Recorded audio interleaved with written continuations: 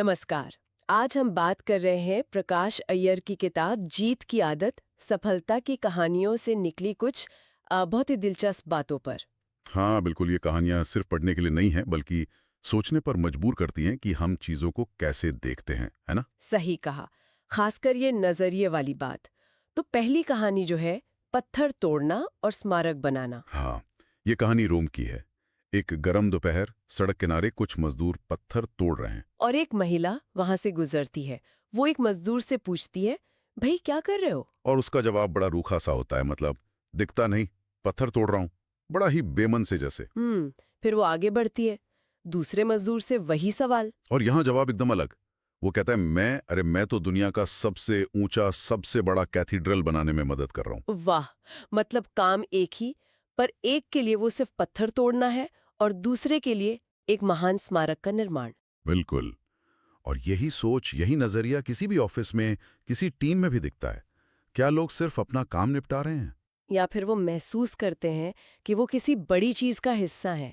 जैसे कोई sales team है, तो क्या वो सिर्फ टारगेट पूरा कर रही है या कंपनी को नंबर 1 बनाने में जुटी है? सही।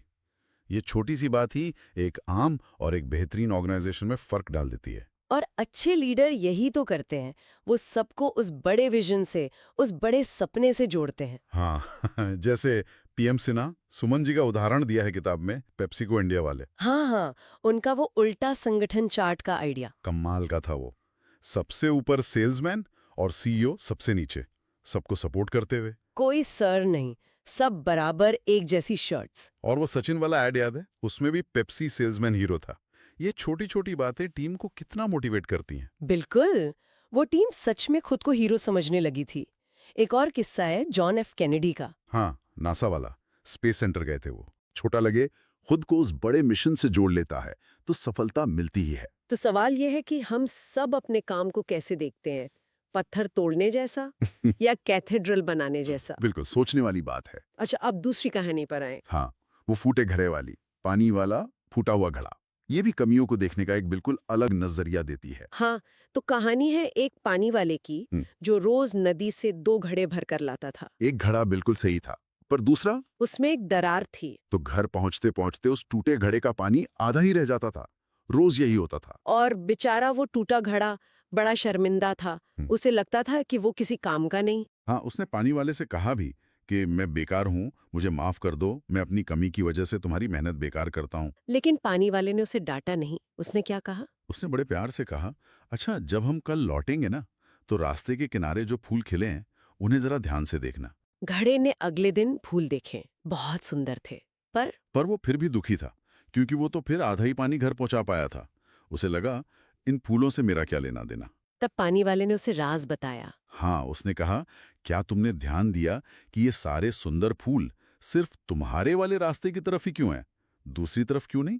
ओ, क्योंकि मुझे तुम्हारी इस दरार, तुम्हारी इस कमी का पता था, तो मैंने इसका फायदा उठाया।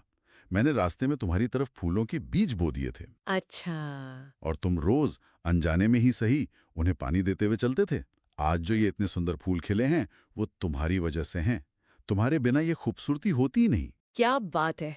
मतलब जिसे वो अपनी कमी समझ रहा था, वही उसकी खूबी बन गई। बिल्कुल। हम सब में ऐसी कोई ना कोई दरार, कोई कमी होती है। चुनौती ये नहीं है कि हम परफेक्ट बने। चुनौती ये है कि हम अपनी उन अनोखी कमियों या प्रतिभाओं का सही इस्तेमाल कैसे करें। किताब में भी उदाहरण है, जैसे बीएस चंद्रशेखर। हाँ, उनका हाथ पोलियो की वजह से थोड़ा अलग था, पर वही उनकी गेंदबाजी की सबसे बड़ी ताकत बन गया। या फिर वो पोस्टेड नोट्स, वो तो एक बेकार समझे जाने वाले गोंद से बन गए। सही है। कई बार जिसे हम कमजोरी या गलती मानते हैं, उसी में कोई कमाल छिपा होता है। तो असली कमी उस घड़े में नहीं थी। नहीं, असली कमी शायद हमारे देखने के नजरिए में होती है। अगर हम उस टूटेपन में छिपी संभावना को ना देख पाएं। तो ये दोनों कहानियां हमें सिखाती हैं, एक अपने काम को बड़े नजरिए से देखो और दूसरा अपनी और दूसरों की कमियों में भी खूबी तलाशो। हाँ, और यही शायद जीत की आदत डालने की शुरुआत है। रोजमर्रा की जिंदगी में इन छोटी छोटी बातों पर ध्यान देना। बिल्कुल। हम अपने आप को और अपने आसपास के लोगों को कैसे देखते हैं? पत्थर तोड़ने वाले या कैथीड्रल बनाने वाले? सही घड़े या फिर वो फूटे घड़े जिनमें फूल उगाने की ताकत है? यही सोचने वाली बात है। बहुत बढ़िया।